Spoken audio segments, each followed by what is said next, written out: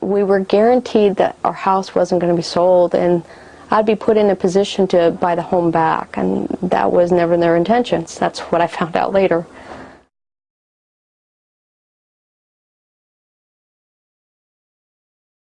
Typically what happens, one client that I had, her mortgage payment was $1,100, and after she sold her home to the investors, and her mortgage went up, or her rent payment went up to $2,300 a month, which absolutely makes no sense whatsoever.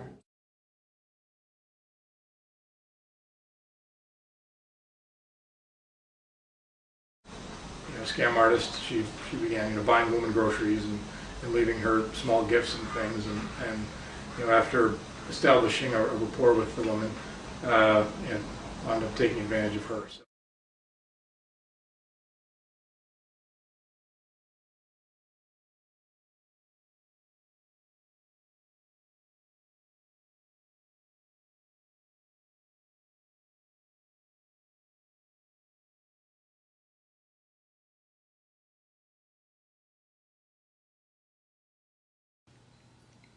Foreclosure filings were at 252,363 in June 2008. This was 100,000 more filings than the year before.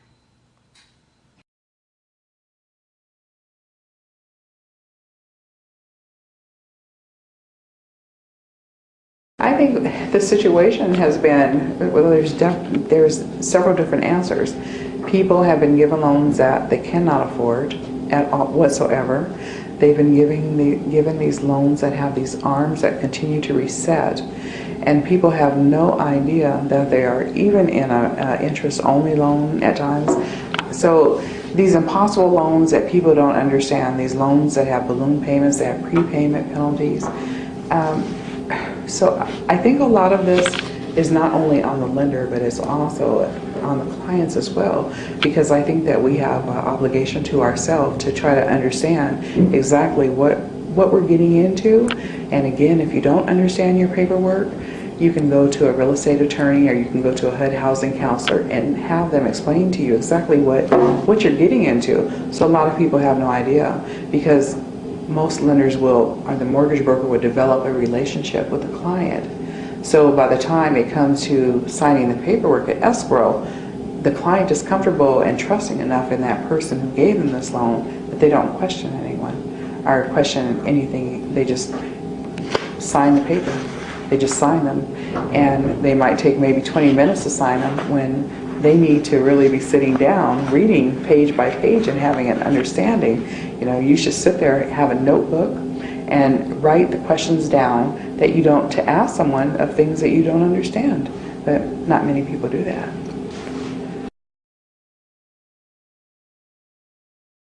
In Washington, 90%, maybe more than 90% of all foreclosures are done by, are non-judicial deed of trust foreclosures.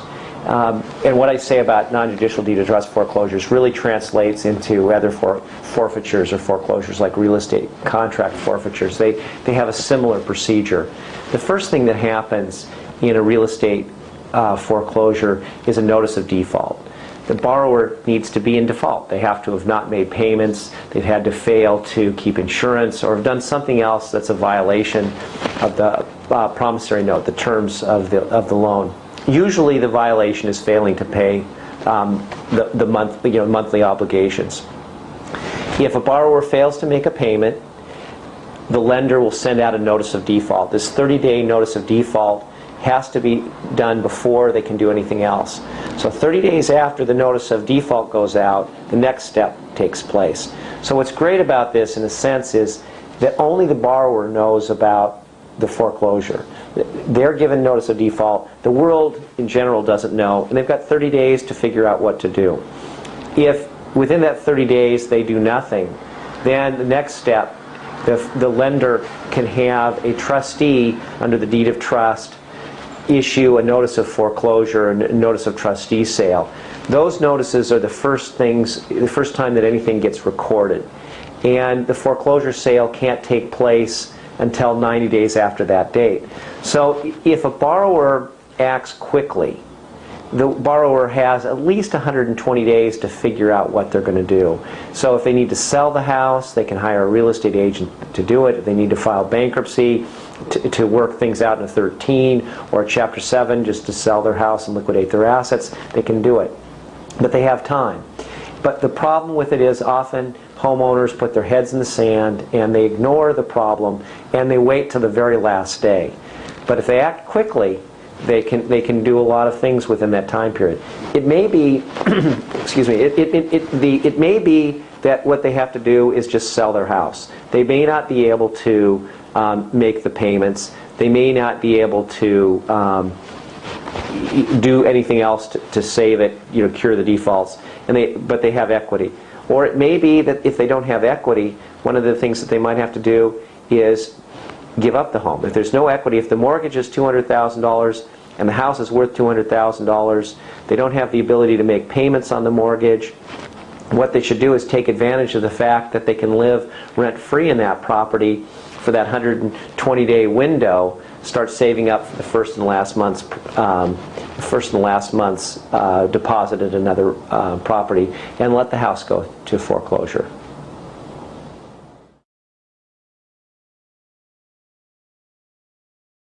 We also like to talk to people when they call here who are in mortgage default. We like to talk to them about ways to avoid foreclosure rescue scams.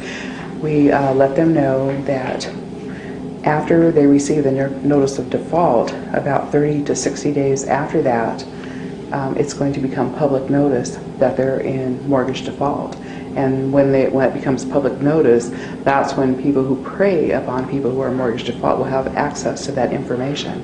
And that's when they can expect to have people start knocking up on their door or receiving those official-looking mail or flyers offering them help. So we just try to really warn people that it's best to take action right away, because by not taking action, you're setting yourself up to lose your home.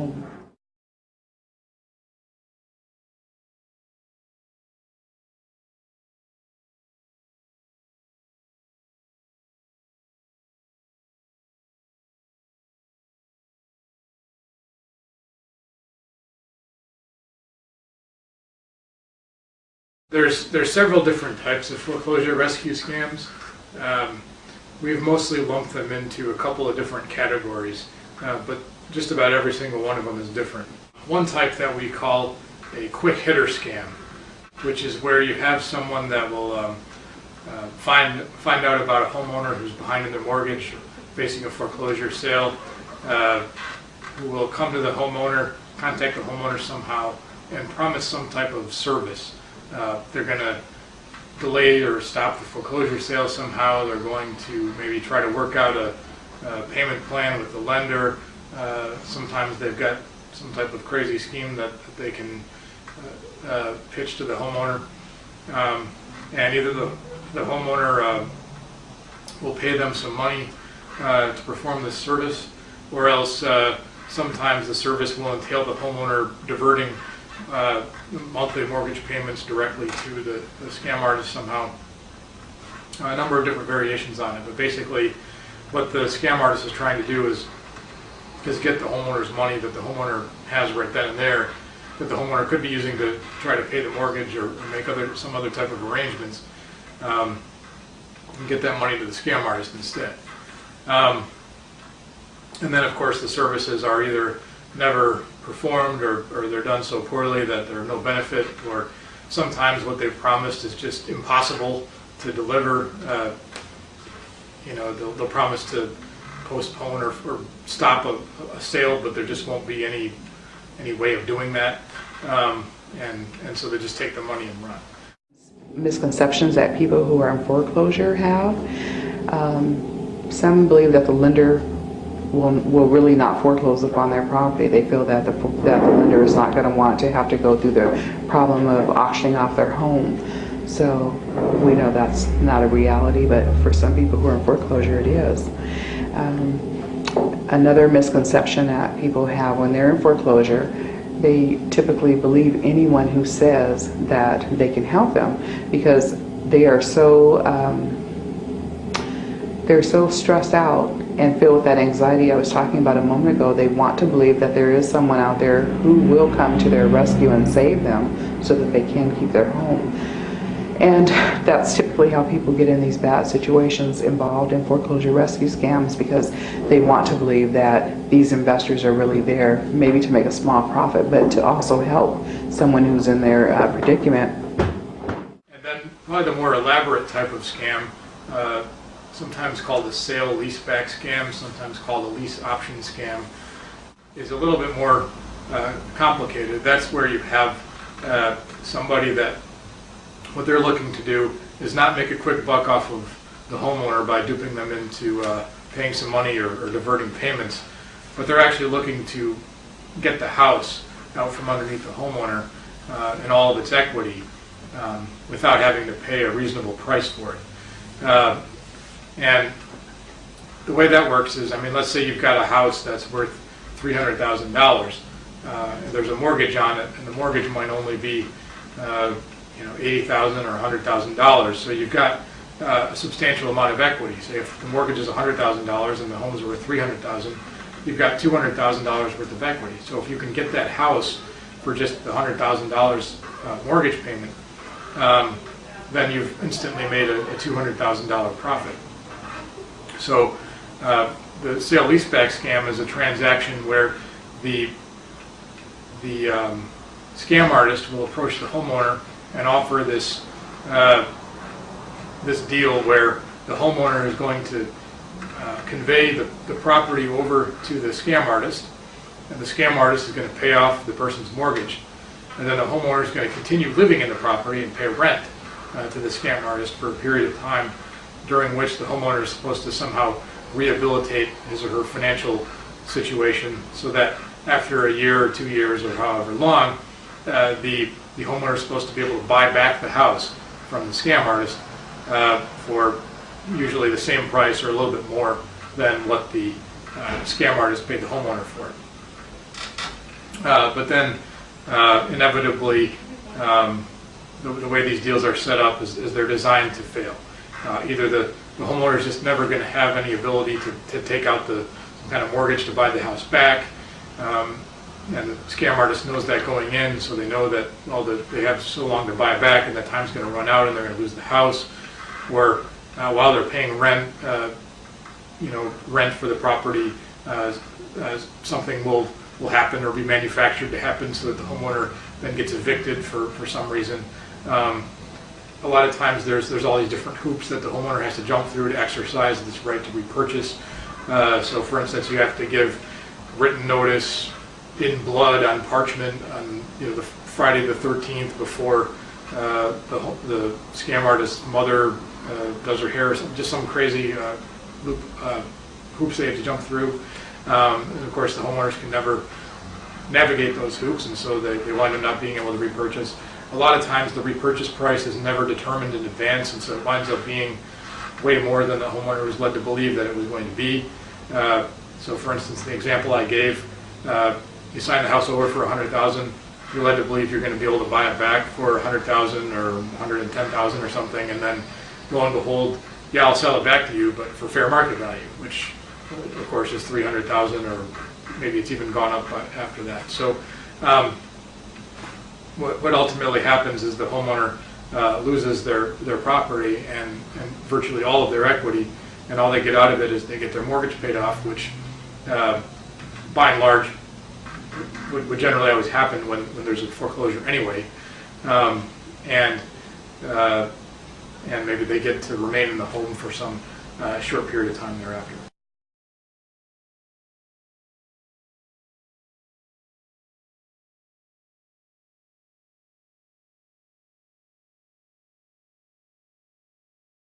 One example of a foreclosure rescue scam case involved one of our clients named Eva. And in Eva's case, her house fell into foreclosure. She owed about $47,000, or had a $47,000 loan that fell into foreclosure, and an additional about $5,000 in back taxes. So all in all, the indebtedness on the property totaled about $51,000. Fell into foreclosure because she got behind on the payments. The scammers in our case could see that from public records. One came to her door and asked her if she needed help, said he and his business partners could help keep her in the home, and were there to assist her. She didn't call him back, so about a week later, he came to her door again and asked if she would accompany him to his business office where she could meet his business partners and hear about how they could help her. Now, since this is a house she inherited from her grandmother, she felt very badly about the fact that her home was in foreclosure and that she'd gotten behind on the payments and that her house might be sold at a foreclosure sale. What we had hoped she had done would be to close the door in this gentleman's face and put the house on the market and sell the home if she couldn't supply the income to keep up with the mortgage payments.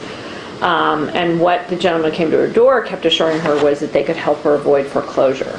Now, if she'd gone through with foreclosure, she would have retained much more equity than actually happened working with these scammers.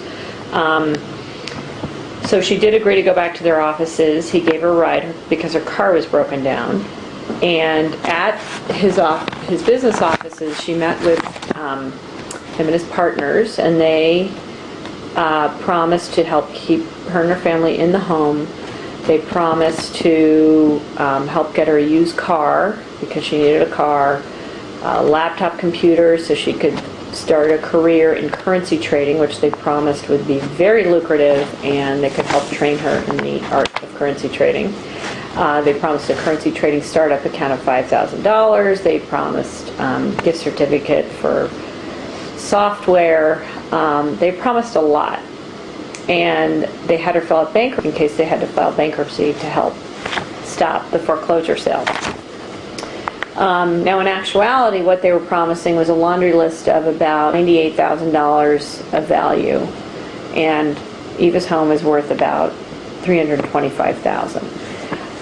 What she did not understand was that she was transferring title to her home permanently. They were telling her one thing while the papers reflected something quite different. And of course, had they come to her door saying, "We're going to buy your house for $98,000," and when your house is worth $325,000, she would not have engaged in this deal with them, because that is not a good deal. But they led her to believe that they were working on her behalf and going to help her out and again help keep her in her home, and that's what she believed. And these were very skilled salespeople. So she signed lots of paperwork that day, and she ended up signing bankruptcy paperwork. They never did file the bankruptcy. And they then recruited an investor, someone the scammers were hooked up with, to transfer title to the investor's name, and then he took out a large loan of about $200,000 on the property and to pay off his counterparts. And she stayed there for a year. She prepaid rent for a year to the scammers, and when a year was up, she saw a for sale signpost go up. This concerned her because she did not think the house was getting sold. She believed she would continue owning the property. She was assured that she could stay in the home and that nothing was going to happen and that she and her family could remain in the home. Right up until the house was about to be sold, they were still feeding her these same lies about how everything was fine, no need to worry, if worse comes to worse, we'll get you into another house, but don't worry. What they told her, we're going to try and keep you and your family in the home. Right before the sale, she realized she had been had, and she contacted us, and we were able to file a lawsuit. Originally, when it all began, I thought the people I was dealing with were legit.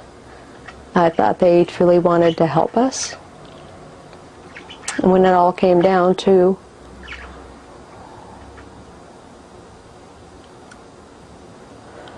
us losing our home, I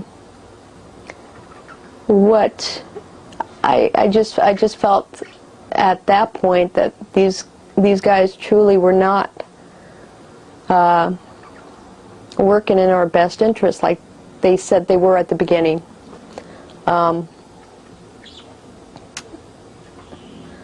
So when this all began, where I mean, they they come in and the company stops talking to you, and another person comes in and starts telling you that you have to leave and that you're moving when you're told that you know, you're staying and everything's going to be fine.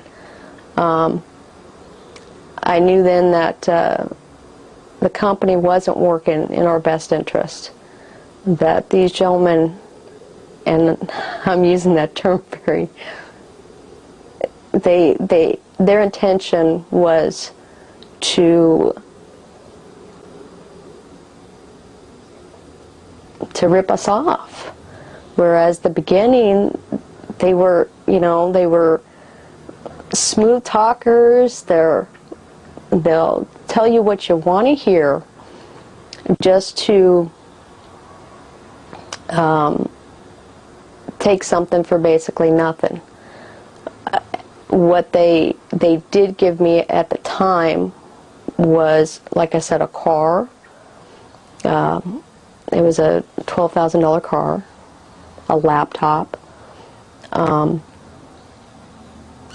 You know, this currency trading, which they swore they're going to help get me an income coming in so we could save our house. And so when it all started coming down to where I didn't think what they were doing was right.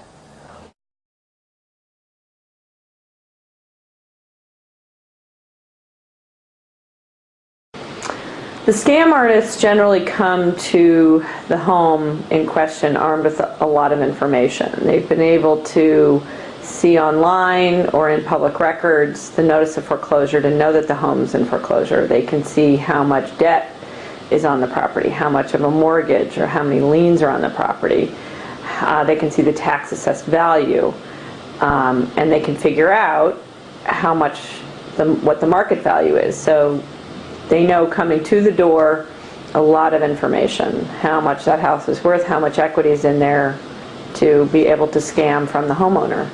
So what they do is come to the door, many of them, and talk to the homeowner and make lots of assurances that they're going to try and help keep someone in the home, keep the lights on, food in the fridge, we can help. It's what a homeowner in distress, and often folks, we see a lot of people who are living in their family's generational homes, and for a variety of reasons the home has fallen into foreclosure, and there's a lot of shame wrapped up in that. And a homeowner having someone come to the door and promise them that they can stay in the home is a really reassuring way to manipulate someone who is in distress and who is very vulnerable. And the scammers know this.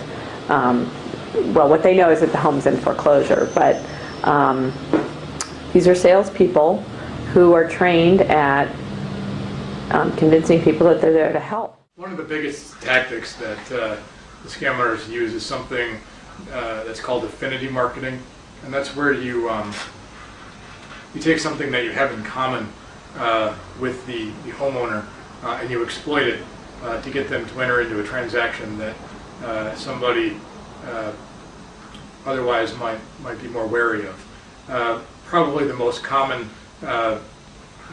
forms of affinity marketing is at least that I've seen, are where the scams are pitched to other people that belong to the same church or other religious group, or certain racial groups. For instance, I've had people tell me that, well,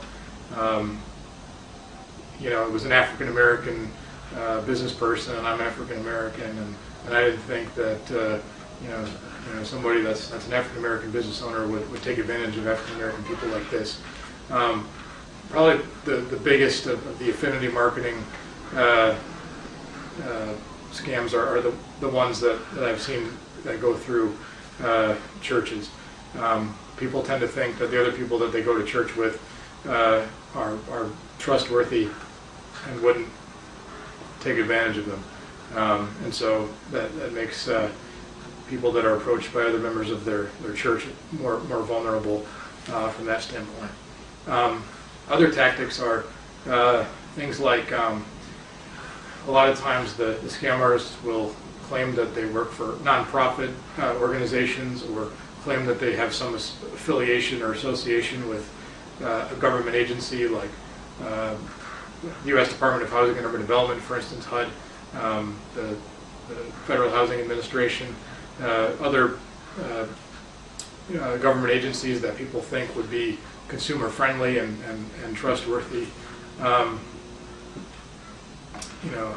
lot of times they'll send direct mail literature. They'll have a seal that'll look very similar, for instance, to government agencies or a trusted nonprofit group, and that can mislead people into thinking that they're dealing with someone that's either been approved or licensed by one of these agencies or somehow certified by a respected organization, and they haven't.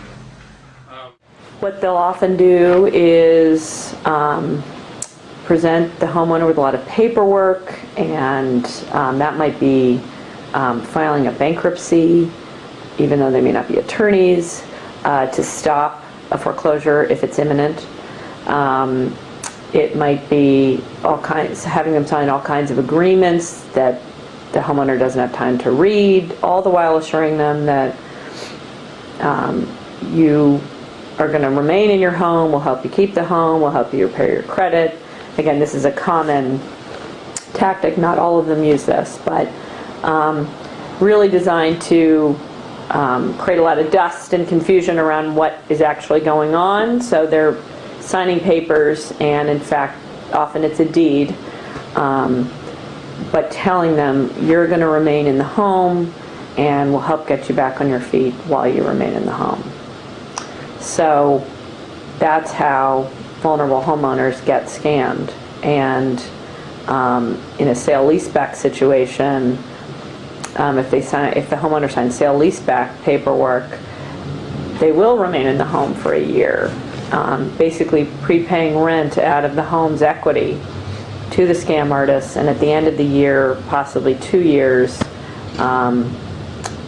the scam artists usually evict them or get the homeowner to agree to move out, at which time they'll then transfer the property to a third party. And the equity's gone and the homeowner's out of the house.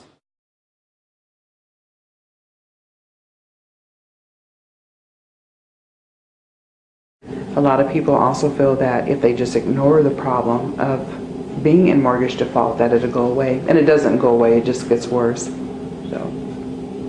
And that's one of the reasons that timing is so important when people are in foreclosure. A homeowner should right away, if they know that they're not going to be able to pay their mortgage, they need to contact the lender right away and explain the situation. And if they don't want to contact the lender themselves, then they should contact a HUD housing counseling agency who can call the lender with them, because some people are just very afraid to call the lender and have that conversation explaining what the situation is for whatever reason.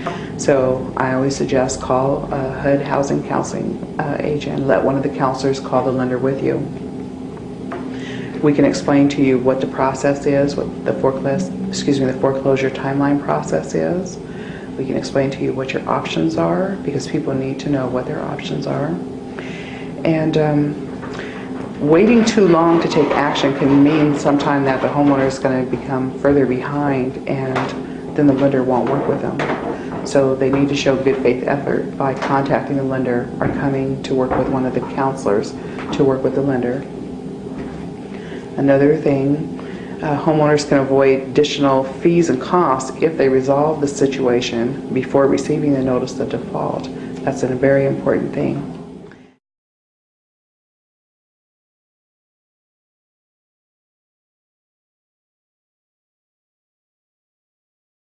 Well, another reason that foreclosure rescue scams are scams is because anybody that can really afford to keep their house, they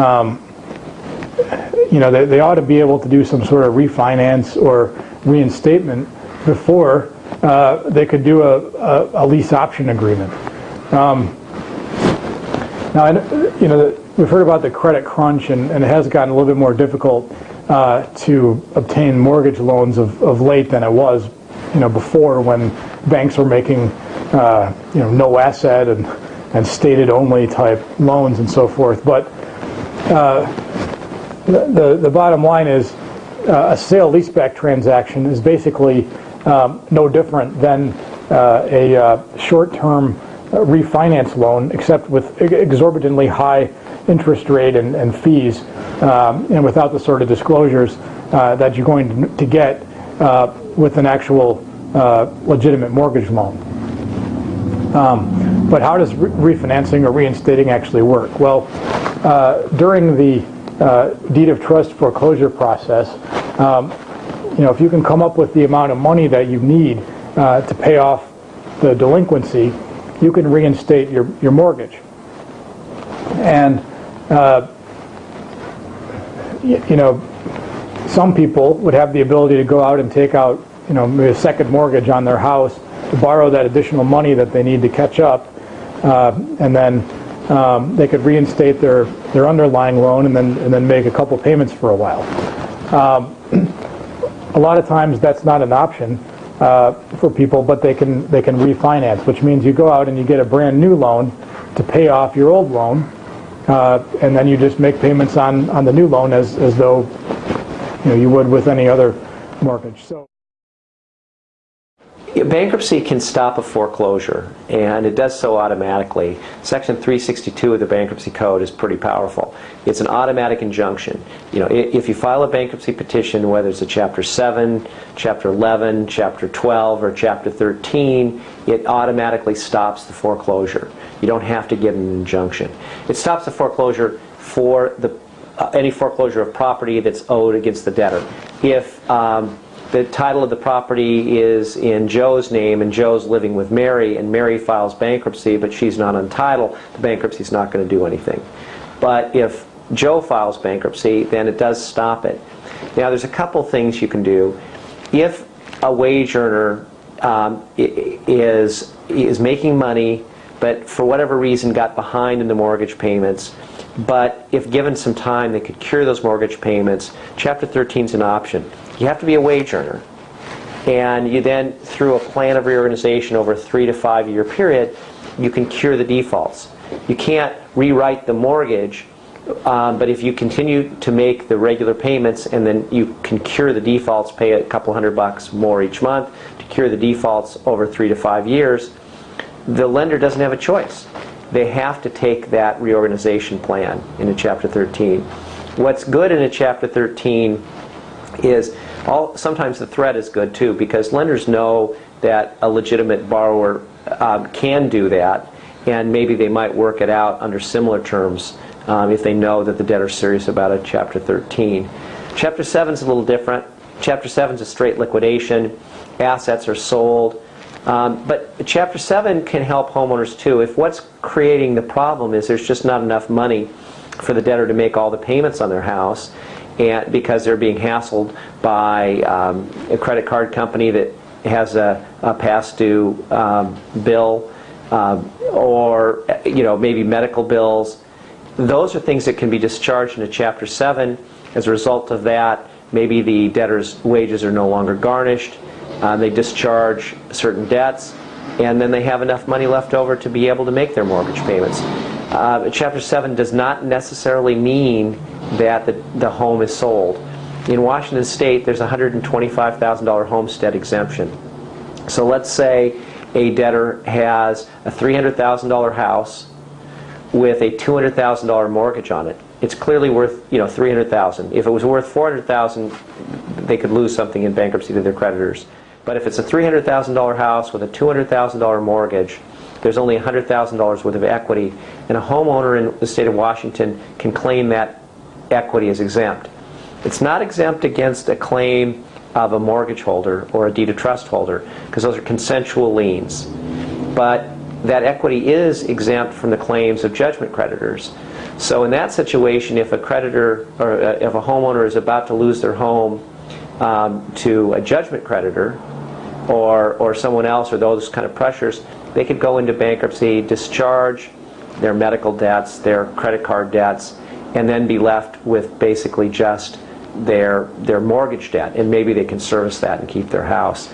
It's also important to note there's certain debts that are not dischargeable. Generally, tax debt's not dischargeable, and student loans are not dischargeable. There are exceptions, but generally, generally credit card debt and medical bills are dischargeable. There's exceptions to that if debts were incurred based on false pretenses or whatever. But again, Chapter 7 is sort of a liquidation of debts. It's not a wage earner plan where people are continuing to pay money into a plan. And then there's Chapter 13, which is a wage earner plan. I'd mentioned Chapter 12. Chapter 12 is like 13, but it's for family farmers and fishermen. Most of the time, again, not all, because nothing is ever 100%, the homeowners who face a temporary setback, because usually what the stories I hear are, well, there's homeowners, they got laid off their job and they didn't work for 6 months, but now they're back on track and they've got a really good job and they're going to be able to, get back on track and get caught up and it's going to be great. Well, okay, but those people are a traditional candidate for Chapter 13, because that's exactly what a Chapter 13 bankruptcy is for, is to get caught up on those mortgage payments. Now, people don't want bankruptcies on their credit reports, and that's good, that's correct, because that's negative credit reporting. However, when you go to bankruptcy, you have a court overseeing the process, a Chapter 13 trustee involved, you have an attorney, and you're making sure that everybody involved in the transaction and in the payments is posting correct payment amounts, you're not paying back more than what is truly owed, etc. And at the end of a successful Chapter 13, you're done, you've caught up on all your arrears, you potentially get a discharge of some other unsecured debts if that's how the numbers play out, and you can get back on track. Now, during that time, while you're making those payments, you do have a bankruptcy on your credit report, but you're also getting credit for making timely mortgage payments because you're making them. If you go into a lease option transaction, you no longer own your home. Second, payments that you're making to this scammer or person, even if it's just a legitimate person, the payments that you're making to the person who owns the property, those don't go on your credit report, and those are nothing more than rent payments. So they will not be counted in any credit evaluation for anything more than rent payments, and they will not show up in your credit report.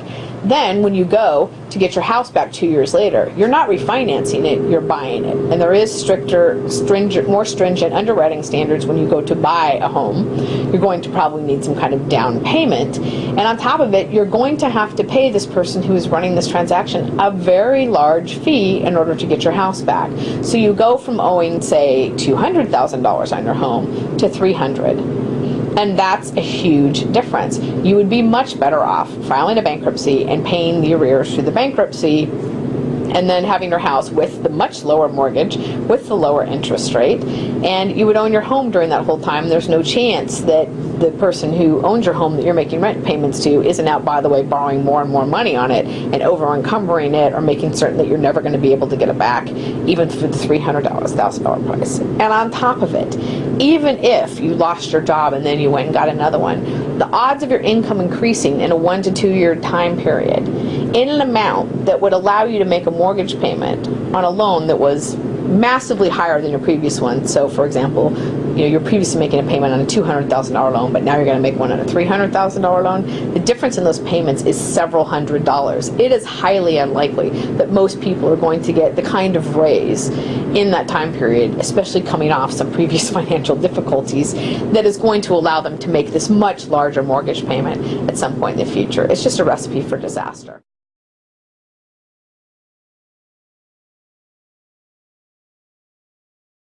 Another option that is available to some homeowners who are elderly is a reverse mortgage. And sometimes that's a viable option when you're talking about an elderly homeowner who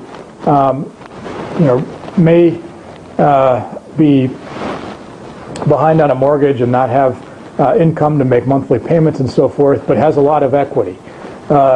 that's sometimes there's a term of house rich and cash poor, for instance, where sometimes elderly homeowners, they might have bought their house several decades ago and paid $30,000 or $40,000 for a house in the 1960s or 50s, and they've long since paid it off. But then maybe they needed a new roof or needed some repairs, and they had to take out a home improvement loan, and they've gotten behind on that and so forth. But over time, just through inflation, if nothing else, now the house is worth several times what they originally paid for it. They can get something called a reverse mortgage, which is basically there's different types, but it's basically a refinance loan where you don't actually have to make any payments as long as you live there until you either sell the house or you pass away, or sometimes elderly people, they may go into some sort of adult care facility or move out of the home for some reason. And it's not until then that the payments would come due. And so, that a lot of times is a viable option for an elderly homeowner to at least keep the property and continue living there and make sure they have a place to live for the rest of their lives, even when they may not be able to afford to make monthly payments on debt. So,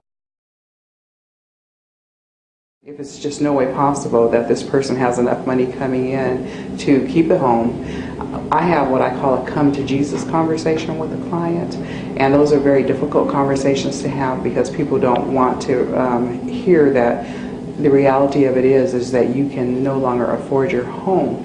And when we have come to Jesus conversations with clients, we try to do it in a very sensitive way, but it usually doesn't go over very well because no one wants to sell their home.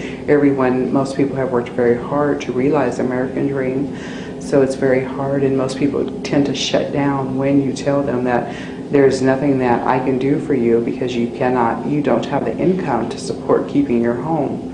So that's a very difficult part of this job in dealing with clients. If I knew what I know now, I would never have done it. Even during the court proceedings and with all this going on, I found out bankruptcy may have been a smarter move. Going into foreclosure may have been a smarter move. But these guys are smooth. They're clean cut. They're fast talkers. And they're good at what they do. And it's those kind of guys you gotta be careful of. Well, the case I took to trial and won, my client was laid off her job because she was home caring for her adult mentally ill son, and she was having depression problems of her own. She owned the house with approximately $150,000 worth of equity.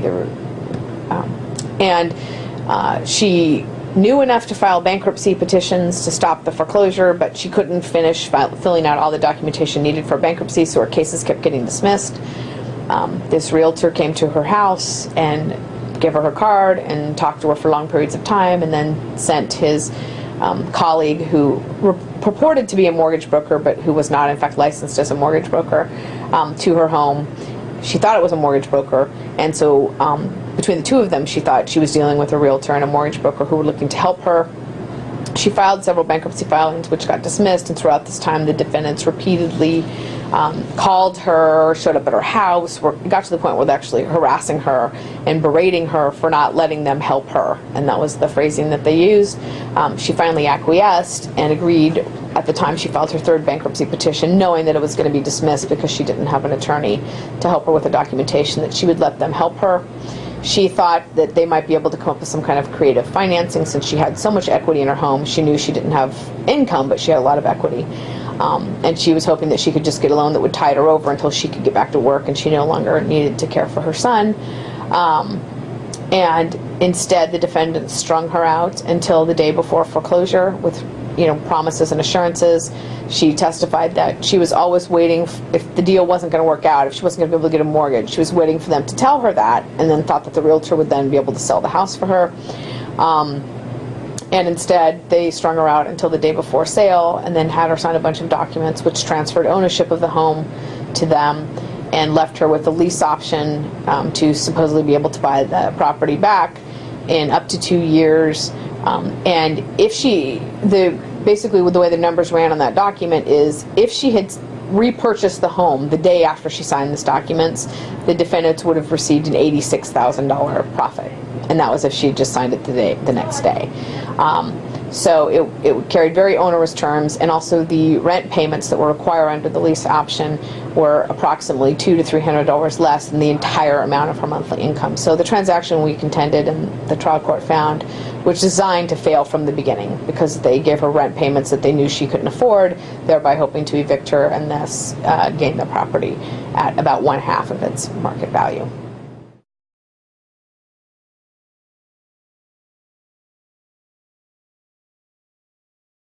Well, there's kind of different scenarios depending upon whether or not they're still in the house, or whether they're in the process of being evicted, or if they've already been evicted from the home, or left voluntarily, I guess, although that's kind of rare. But generally, before anybody comes to see me, I ask them to write down a narrative of what happened to them in chronological order, so that they've thought about it and trying to do their best to recollect as best they can what happened when. And by them putting it in chronological order, that helps me, because that's how I'm going to understand it, versus when people come in, it's kind of a jumble of thoughts and things are all mixed up in their head, and I'm kind of forcing them to organize it. But I need them to bring in as much documentation as possible so I can see. I asked them to bring in their previous loan documents so I can understand what the terms of the previous loan was, as well as any servicing letters and things like that. I wanted to see the terms of the previous loan. And then I want them to tell me about what happened to them, how they got into this transaction, what did they understand, what did they think it was. And that sets the stage, because as I've said to some of the opponents of the legislation, if people enter into transactions in which they do not get enough money for their property, or what is a reasonable price for their property, even under the circumstances, but they understood the transaction and they knew what they were doing, that's okay. You're allowed to do that. You're allowed to enter into transactions that are stupid, frankly. So if somebody says to me, yeah, I knew what I was doing, but it doesn't seem right, I'm not going to represent that person.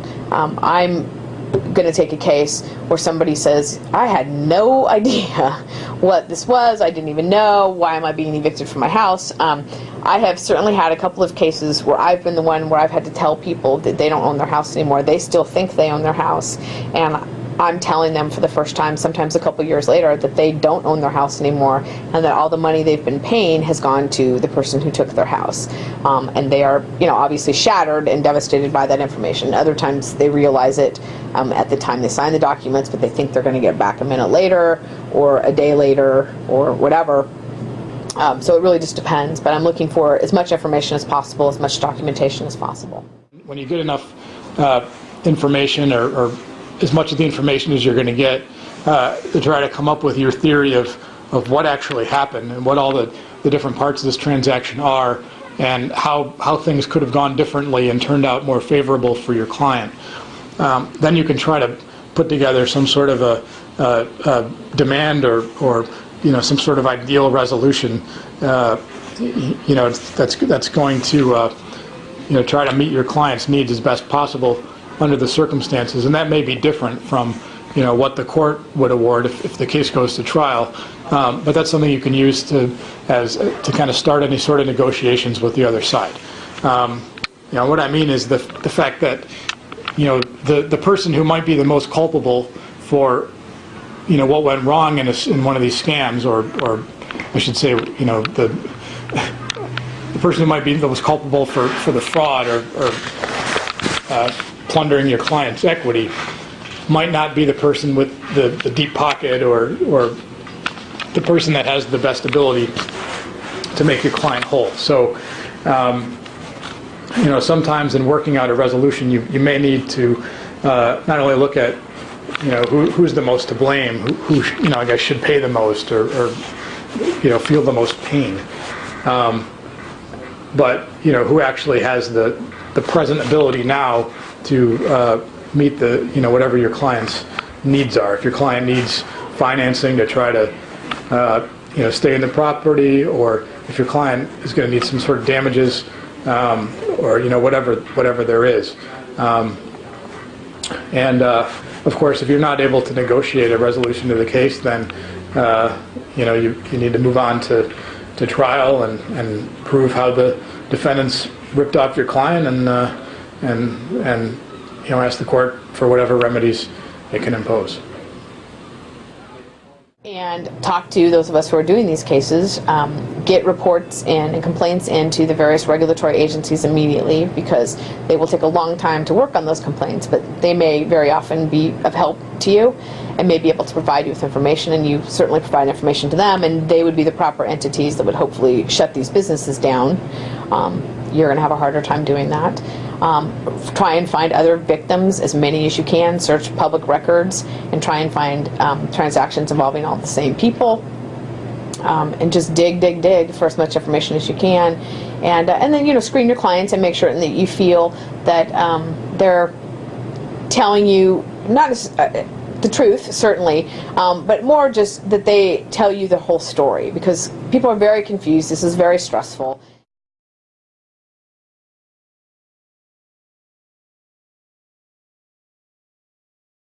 If I have people who are currently making the payments to the bad guys, that gives me a little more time to get organized and get a case together and figure out where we're going to go.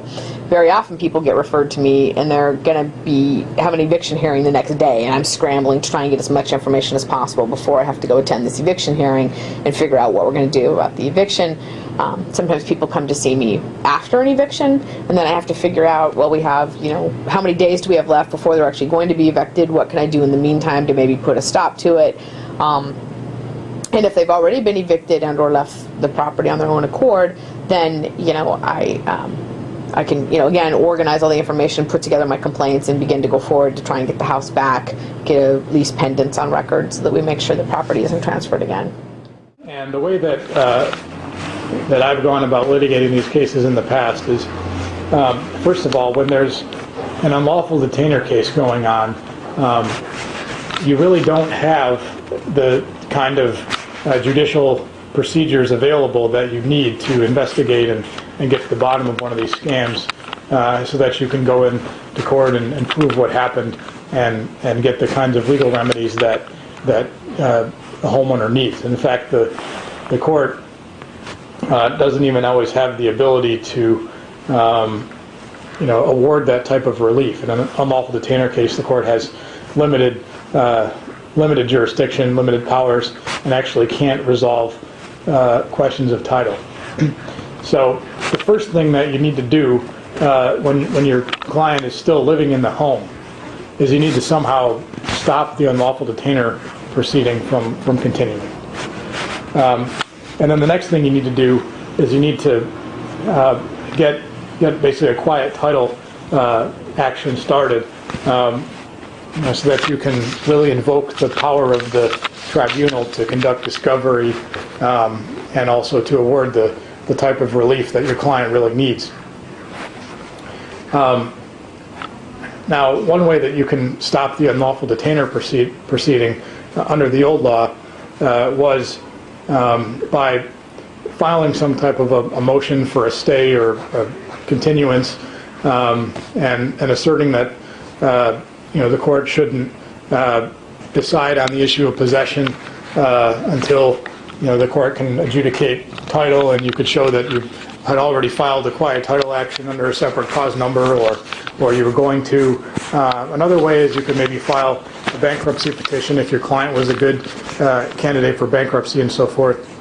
But in order to really stop that unlawful detainer proceeding from continuing, you are probably going to have to already have enough evidence to at least show the court that you had a serious doubts about whether the person claiming to be the owner really was the owner, or only had some sort of equitable interest or obtained their deed through fraud or something like that. And so you had kind of a chicken and the egg problem. You couldn't really get the evidence you needed until you could do discovery, and you couldn't really do discovery until you had filed a quiet title action, and that meant that the amount of time it would take to file the case and get the discovery request out and be responded to and everything would far exceed the unlawful detainer timeline. And if your client wasn't a good candidate for bankruptcy for whatever reason, that may not be an option. So a lot of it depended on the outcome of these initial pretrial motions. Another problem is that even if the court would give you a stay or somehow delay the eviction proceedings, a lot of times the court would require that the homeowner pay some sort of a deposit of money into escrow, usually rent or some kind of bond to cover the anticipated losses that would be incurred if the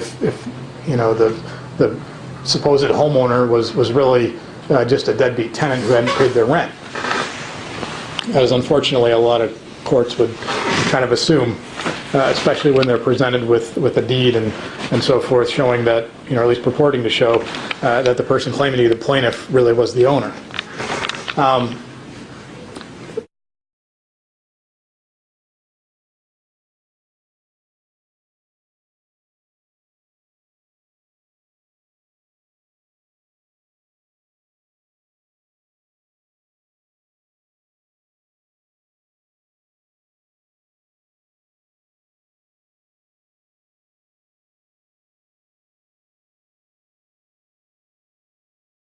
Once you get your unlawful detainer procedure stopped and you've got your quiet title action underway, of course the objective is going to be proving that the other party, the person claiming to own your client's house, doesn't really have title, and trying to prove the roles that various other parties in the transaction may have played and show that your client is entitled to relief from those defendants. And so you're going to need to do a considerable amount of discovery, obviously. You want to get as many different documents and records regarding the property and regarding the transaction as you can. So you need to submit your Rule 34 discovery requests to pretty much all the other parties. If there's any kind of mortgage companies or third-party creditors involved, you're probably going to want to try to show that they had either actual or some kind of constructive notice that the interest that the other people you're suing have was really just a security interest or was obtained through fraud or something like that. Usually the best proof that you'll have is if your client is still living in the property. I would certainly indicate that there's a quiet title question. There's the true ownership of the property is in question. In almost all of these that I've seen, the lease violates numerous provisions of the Landlord-Tenant Act, and so those are defenses to to eviction. There's fraud in the inducement, unconscionability, violations of the Consumer Protection Act, violation of other Washington statutes that constitute per se violations of the Consumer Protection Act, breach of contract, civil conspiracy, infliction of emotional distress. It's probably more. The way that the equitable mortgage doctrine works is you have a deed that your client, the original homeowner, would have signed, conveying or purporting to convey her home or his home to this opposing party. And what you want to do is you want to show that your client never intended to alienate their title to their house. That this deed was your client may have signed it, but what your client intended to do was only to convey a security interest. That deed was going to be held as collateral to make sure that your client paid back money or whatever the consideration was for the deed. And usually in a foreclosure rescue situation, what you're talking about is that your client owed money, and that's why they were facing foreclosure, and this other party has come and paid off that mortgage or reinstated it or somehow paid money to prevent your client from losing their house. And now your client's going to have to pay that back. and maybe some fee or commission on top of that. And your client gave this deed to ensure that your client's going to make that payment. And that's why your client signed the deed. It wasn't because your client wanted to sell the house. It was to serve as security to make sure that whatever your client got from the scam artists is paid back. And what the scam artists want to do is they want to say, well, no, you signed over your house. We own it now. I don't care what you may have thought you were doing or intended that you were doing. You signed your house over to us, and now we own it, and it's ours.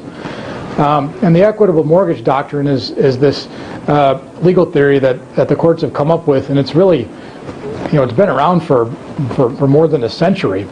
To say that, well, in those types of situations, the court's going to look at the real intent of the parties to the transaction, and they're going to treat this instrument like a deed if it was intended like a deed, and they're going to treat it like a security interest if it was intended to be a security interest.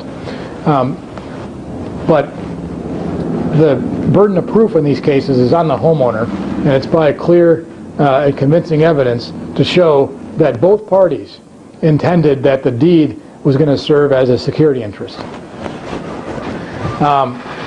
And what makes it kind of interesting in these cases is that even though the test is what was the intent of both parties, the scam artists, they probably always intended that once they got the deed, they were going to turn around and claim to be the owners. But that may have been their actual intent. But what they'll have told the homeowner was, just sign this deed, this is just to protect us, to make sure we have collateral.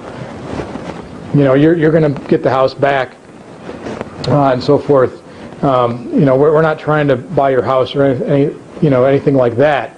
And so what the homeowner is going to do is hold the scam artist to what they promised, hold the scam artist to what they represented. So even if they may have been secretly plotting to use that deed to claim to own the home, the original homeowner can say, no, you said that you were going to use it as security interest, that this is going to make sure that I buy the house back. Well, in general, an equitable mortgage is a transaction which appears on its face to be a sale, a purchase and sale, but is in reality a mortgage, and that's why it's called an equitable mortgage. Traditionally, it has been when people create scenarios where they're not really meaning to truly transfer the property, the ownership of the property, but they've done so on paper, which makes an actual transfer, but that isn't really their intent because they're actually just intending to loan the person money, but for whatever reason they've structured it to make it appear in the public records as if it's a sale, and they're really just intending to loan that person money for a fixed period of time, and then that person's the whole plan is for that person to go and get a property back. So in my cases, I make an argument that that's the true nature of these transactions, that the scammer did not intend for it to be an equitable mortgage, but it's true that the transaction is not a true purchase and sale because my clients never intended to actually transfer title or transfer ownership of their real property to these bad guys for really any period of time. They actually didn't understand that they were truly doing it, or they thought that they were going to get it back within a year or a day or an hour sometimes. There's about 5 factors that the courts have traditionally looked at in deciding whether or not to construe a deed that's absolute on its face to be a security interest. The first factor is, was the homeowner who signed that deed in financial distress at the time? If there's a foreclosure pending and the homeowner is about to lose the home and is doing whatever he or she can to try to get some sort of financing to prevent the foreclosure, well, then it's a lot more likely that the homeowner could get tricked or swindled into something. And so when a person signs a deed under financial distress, that's one indication, one red flag that the courts have said, well, maybe we need to take another look at this and make sure that the homeowner wasn't pressured into waiving their rights of redemption or sign papers they didn't, where they may have intended something else. The second factor, and practically this is often the most important, is the respective consideration that the original homeowner got for giving the deed compared with what is the property actually worth. Because a reasonable person, if they're going to sell their house and permanently alienate their title, is going to sell it for fair market value or as close to fair market value as they can get. They're not going to sell it for some fraction and give up all their equity. So if the house is worth $350,000 and the person sold or gave a deed and all they got back was $150,000, well, they gave up $200,000 of their equity. A reasonable person probably wouldn't do that. But a reasonable person might sign a deed as security to pay back a $150,000 loan.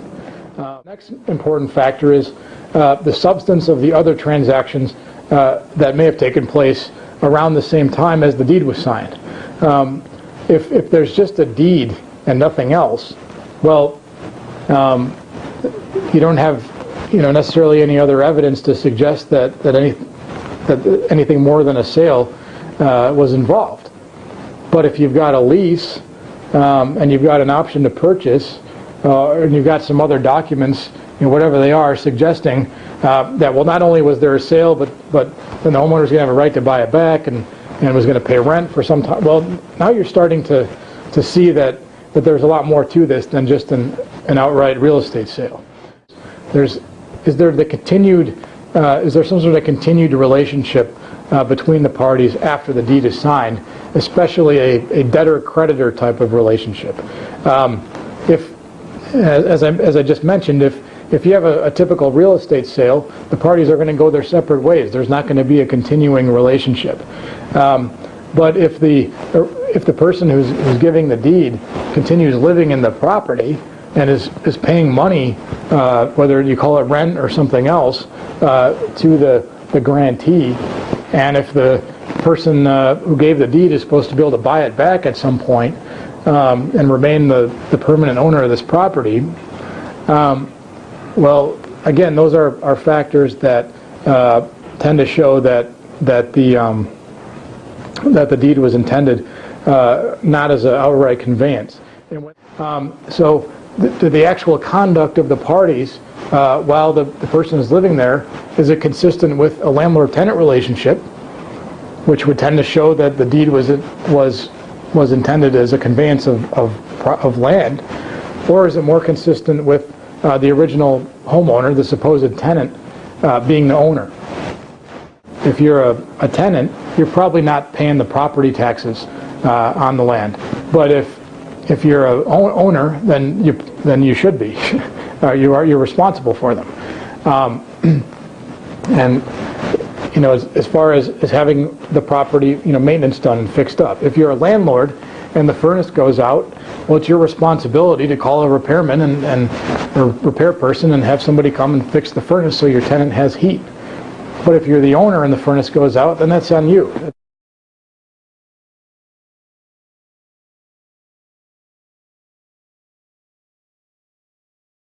With an unconscionability claim, you can prevail just by showing that the transaction was just grossly unfair. And with a foreclosure rescue scam, frankly, these cases aren't worth taking unless the terms of the transaction are grossly unfair, because they almost always are. And if they're not, then maybe it's not so much of a scam after all. But there's basically two ways of showing the kind of gross unfairness that you need to attack a transaction as being unconscionable. One way is by showing what's called procedural unconscionability. That's where you show some kind of disparity in the bargaining power of the parties, so that your client, the original homeowner, there was such a disparity in their ability to bargain with the opposing side that they didn't even really have any meaningful choice about whether to enter into this transaction or not. And usually the way that you can show that is one, if they didn't really understand the transaction, and it kind of gets almost into a fraud type theory when you show if they were misled about what the terms were, they weren't provided adequate or timely disclosures of information, really a big thing is going to be showing that they were up against a pending foreclosure, and they didn't have time to go out and sell the property or take any of their other steps, especially if they were misled about what those other alternatives might be by the opposing party. And that the other side exploited that inability to choose. One legal claim that can be asserted in these cases often is the claim of unconscionability, and there's procedural and substantive unconscionability with foreclosure rescue scams often, because procedurally the formation of the deal occurs when consumers, the victim, are under so much financial stress and duress that they're not given enough time to evaluate the terms of the deal, and in fact, substantively, the terms of the deal are horrible for them, but because they're not given cost of credit disclosures and other required disclosures, they're not able to evaluate the substantive terms of the deal properly. So the scammers prey on that, the fact that they're in this weakened condition and they're under a lot of duress. There may be a pending foreclosure sale. They're not given time to evaluate all the terms of the deal, and substantively the terms of the deal are horrible and horribly abusive to the victim. That's how you can assert an unconscionability claim, that the terms are hidden from the consumer, and there's that underlying stress and duress that they're preying on.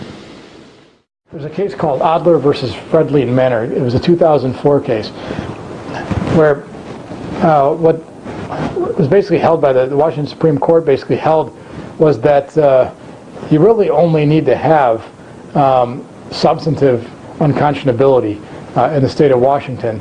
You don't really need to show procedural unconscionability so much, as long as you have a lot of substantive unconscionability. So if you could show that the terms of the transaction were just grossly, incredibly unfair, then it doesn't even really matter if the parties were on some kind of equal bargaining footing. Now, in a foreclosure rescue scam, they virtually never will be on any kind of equal bargaining terms. But if you can show that the terms were just, they would shock the conscience, then that alone is enough to meet the legal standard of unconscionability.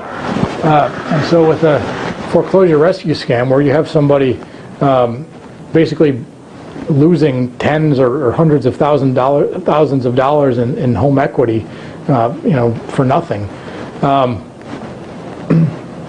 that can often leave you with a very good unconscionability claim. Now, some of the drawbacks to an unconscionability claim are, since you're not attacking the deeds, you're not setting aside anybody's title. You may not be able to get the same sort of rescission remedies, especially against subsequent purchasers, that you would have with an equitable mortgage type claim. So, if the property has been conveyed, to a third party, you may not be able to undo the sale.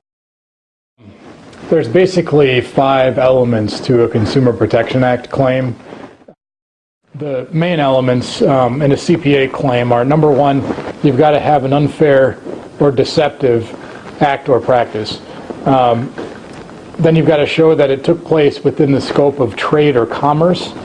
And then the third one is that there's got to be some sort of effect on the public interest.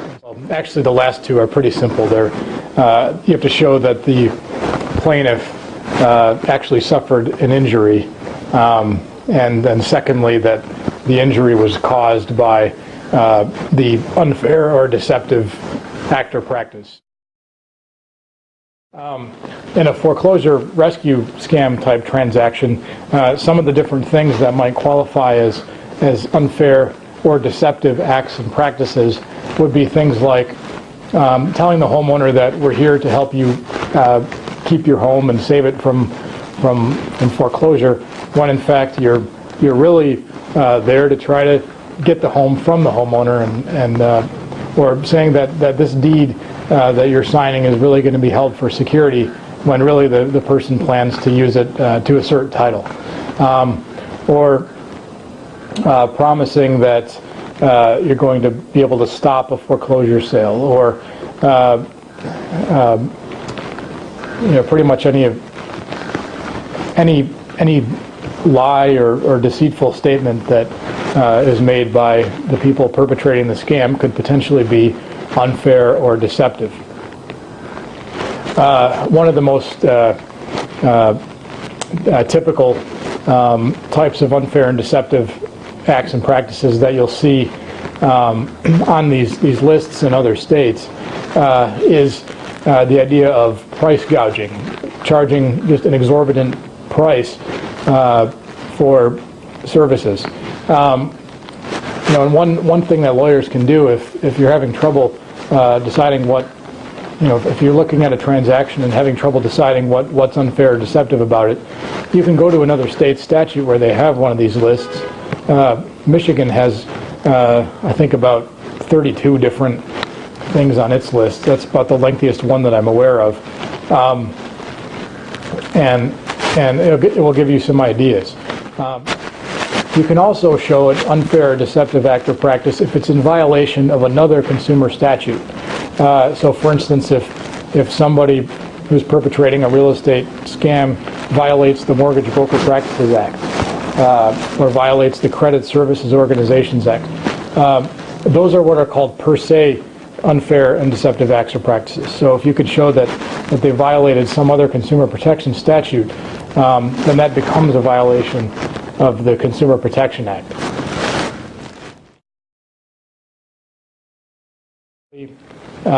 That's showing that the people that are doing this are doing it as a business, that they're merchants, that this is some sort of commercial economic activity that they're engaging in. You basically want to distinguish it from your next door neighbor trying to help you out, or your parents see that you're in a tough spot and they loan you some money. If you can show that that you're dealing with some kind of business entity, a corporation or a limited liability company, or somebody that's doing business as something, if they have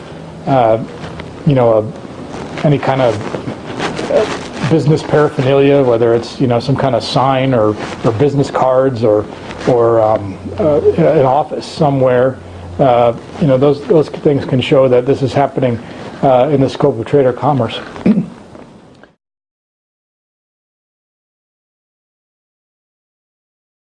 That usually means you want to show that these people are out soliciting customers, they're advertising, they're doing something where this activity could have affected or could in the future affect other people besides just the homeowner who's raising the claim.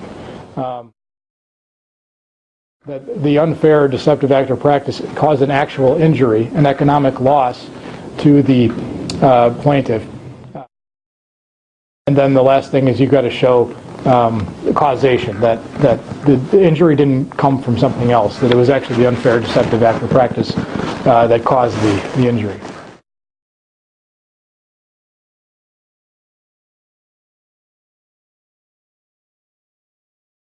The strongest parts of my claims are going to be, potentially fraud, and also the Consumer Protection Act claims, or those statutory claims that constitute per se violations of the Consumer Protection Act. And that statute of limitations is 4 years, and that's usually, plenty of time to come in under that. I don't recall if it's been in one of these cases or in one of my predatory lending cases, but certainly if you have a continuous course of conduct and the fraud continues, you can argue that the statute of limitations is not measured from the date that the original transaction was entered into, but begins once the course of conduct discontinues, if it's even discontinued by the time the person comes to see you. So, you're going to have to brief that and argue it, but I've usually been successful because I can demonstrate same players, all arising out of the same documents, just a continuous course of conduct.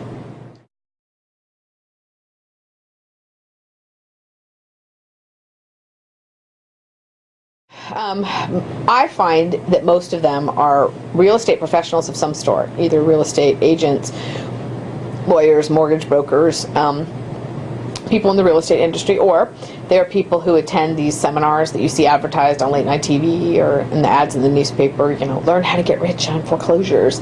And they go to these seminars and they get taught what's, termed a method or a program or things like that. And they become convinced that it's a way to help people and help yourself. And it's that kind of thinking. So there are some, people who've been involved in these, that this was their first one and they wind up getting sued, and that usually convinces them not to do it anymore. But I find that most of my defendants have done this before. There's multiple other victims, and I can find them.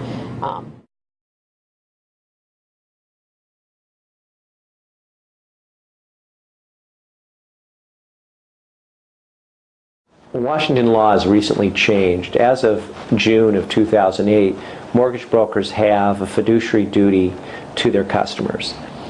Previously, mortgage brokers' duty was only defined by agreement.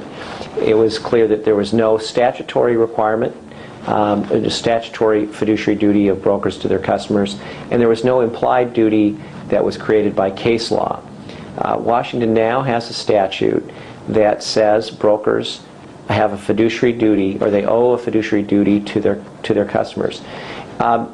What that duty exactly is quite clear. You look to the statute. It's a short, sweet statute, and Senate Bill 6381 does say a mortgage broker must act in the borrower's best interest and in the utmost good faith toward the borrower. Before this bill was the case, this bill was the law, usually brokers, by agreement signed at closing, were the agent of the lender and didn't have a duty. Now a broker does have a duty to their customers, and if they violate the duties as set forth in the statute, a cause of action could be brought by the borrower against the broker.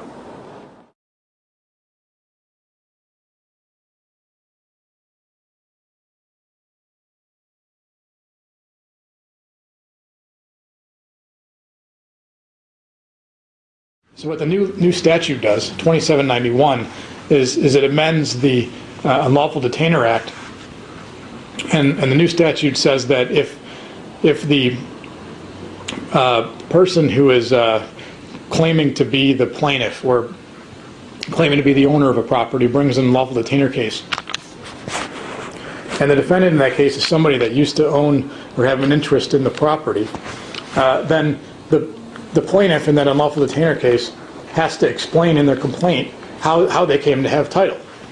And that's the first way that the court will have of seeing is this just a run-of-the-mill unlawful detainer case, or is there something more to this?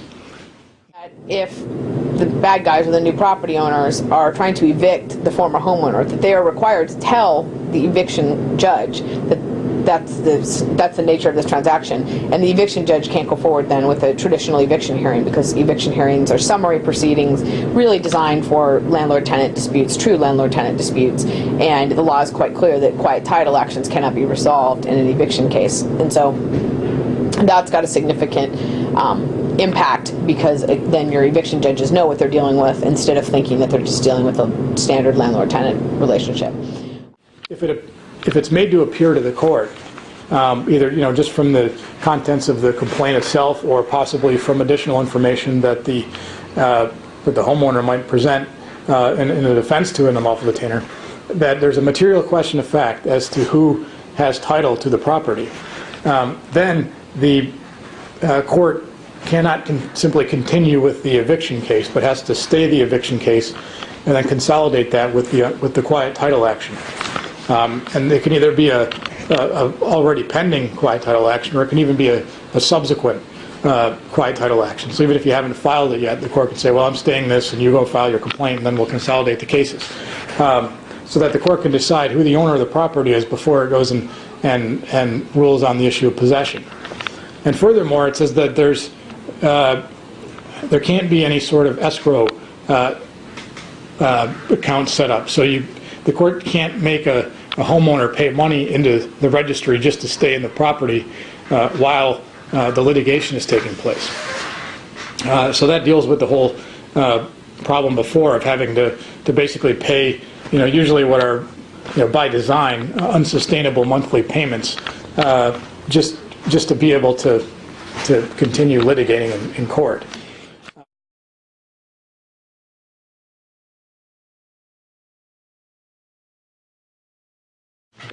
And then another aspect of the statute is that it has the right of cancellation.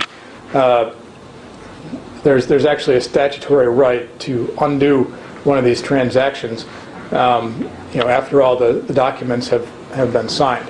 And I think in practice that's likely to work, I think, very similar to kind of the common law, equitable rescission and equitable undoing of a transaction type doctrines. But this way it's right in the statute. It says that, you can go back and cancel this transaction, try to put the parties back in the position they were in before. And that may really kind of work out similar to rescission under the Truth in Lending Act, where if you have been making some payments toward this, under TILA, if you've made payments on a fraudulent mortgage or a illegal mortgage loan, that money is going to come right off the top of whatever debt you're going to wind up with at the end of the day. So it's kind of like you've been, making interest-free. You've had an interest-free loan for a while. So if you have a homeowner that, maybe the scam artists, they paid off a $100,000 mortgage, and you paid rent at $1,000 a month for a year. Well, you've got $12,000 coming right off the top there. So the amount that you might have to worry about paying back at the end is going to be down to $88,000, and then the additional damages might come off that. So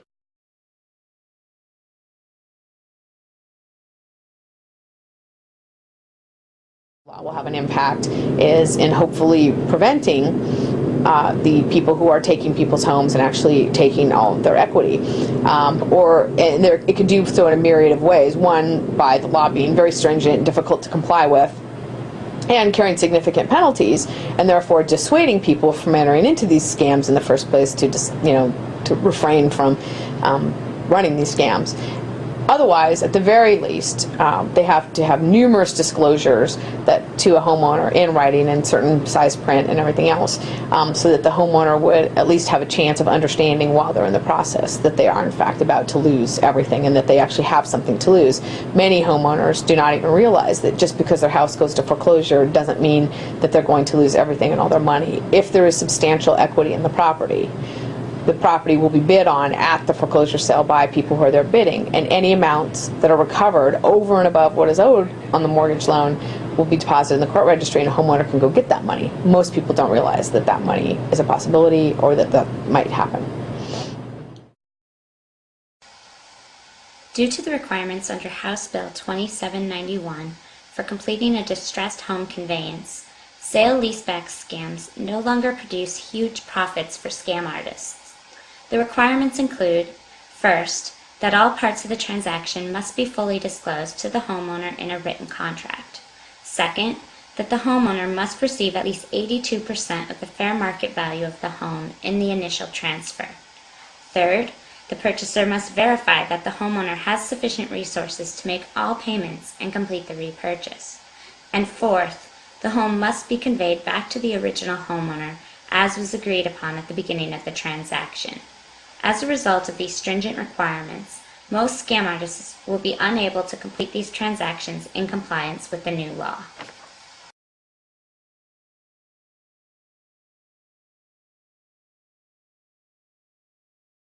I should say that under the new statute, the court has a lot more, I think, authority to grant effective remedies for homeowners. I mean, first of all, by increasing the amount of exemplary damages available for a CPA violation up to $100,000.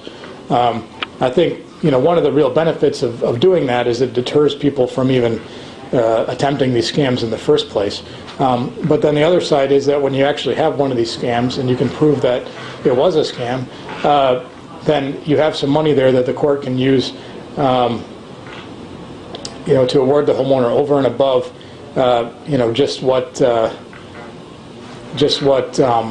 they lost, and that might be useful if your client, ultimately your client's not going to be able to afford the property, they're going to need to move out, they need money for, to try to get into another home somehow.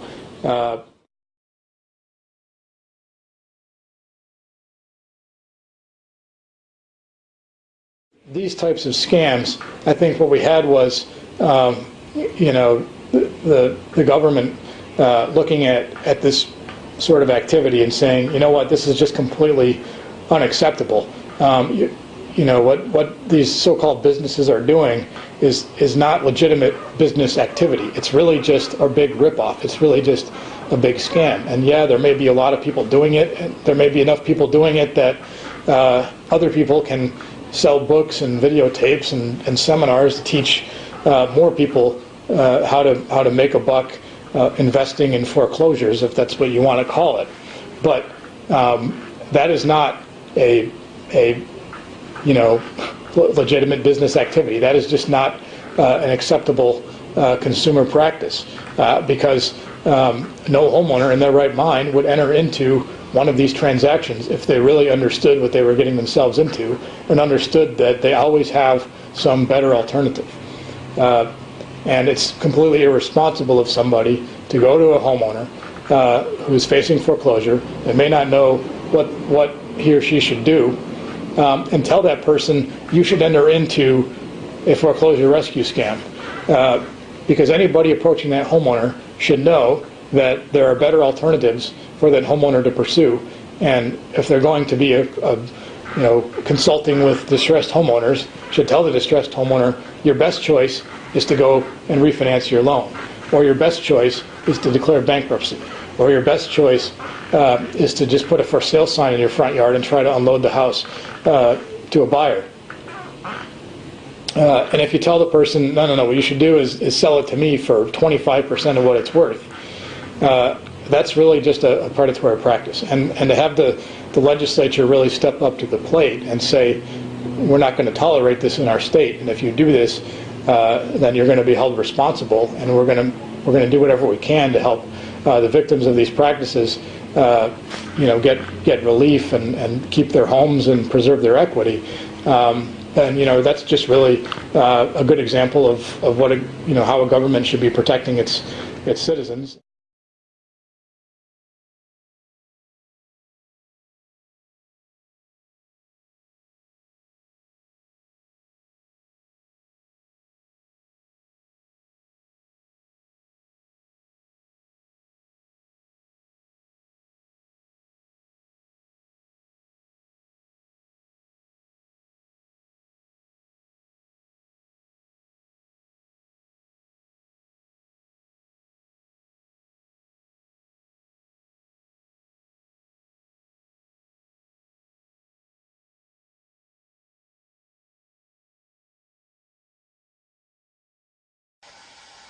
Some common foreclosure rescue scam tactics that would violate the fiduciary duty include, first, that promising services without intending to perform them, or promising services that the scam artist knows are impossible to perform.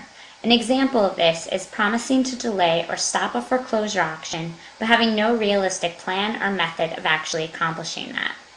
The second is when the scam artist conceals or lies about fees and transaction terms. An example of this would be when a scam artist doesn't tell the homeowner the true repurchase price in a sale-leaseback transaction. A third tactic is when a scam artist recommends a bad choice to a homeowner despite knowing of better alternatives.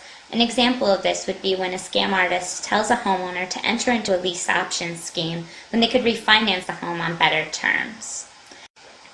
And fourth is when the scam artist works against the homeowner's best interest. An example of this would be when a scam artist helps a foreclosure investor acquire title to the home rather than helping the homeowner keep title.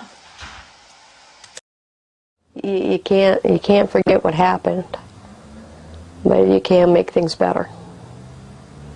So that's what I'm trying to do. Make things better.